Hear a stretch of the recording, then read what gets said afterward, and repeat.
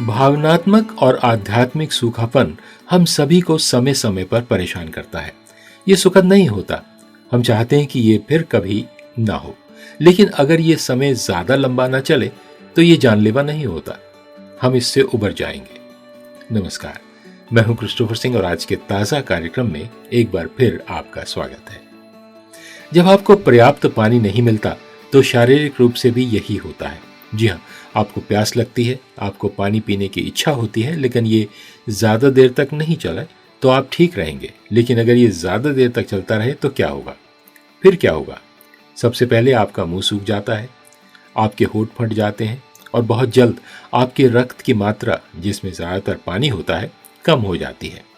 आपका रक्त गाढ़ा हो जाता है, आपका रक्त संचार धीमा हो जाता है, जिससे आपके दिल पर दबाव पड़ता है और बहुत जल्द मस्तिष्क की कार्यक्षमता कम हो जाती है, गुर्दे की कार्यक्षमता कम हो जाती है, आपका शरीर जरूरत से ज्यादा गर्म हो जाता है और यह सिलसिला तब तक चलता रहता है जब तक कि कोई अंग काम करना बंद ना कर दे और आप मानो घर से बाहर निकलने की कगार पर पहुंच जाते हैं।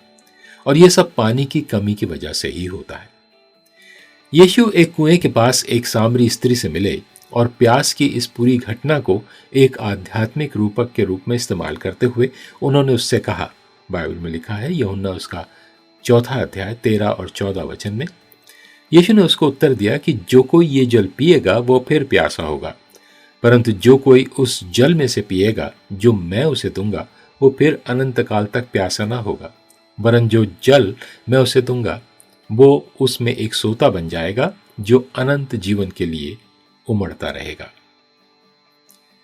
यहां यीशु का तात्पर्य यह है कि जब हम उसके पास आते हैं, जब हम उनके साथ एक समृद्ध गतिशील संबंध में प्रवेश करते हैं, तो हमें फिर कभी भावनात्मक या आध्यात्मिक रूप से प्यासे या सूखे रहने की आवश्यकता नहीं होती। यीशु जो जल देते हैं, उनकी पवित्र आत्मा, वो जीवन जल है, बहता जल है, वो जल जो अनंत जीवन देता है। उनकी ओर मुड़े। ये परमेश्वर का ताजा वचन है आज आपके लिए।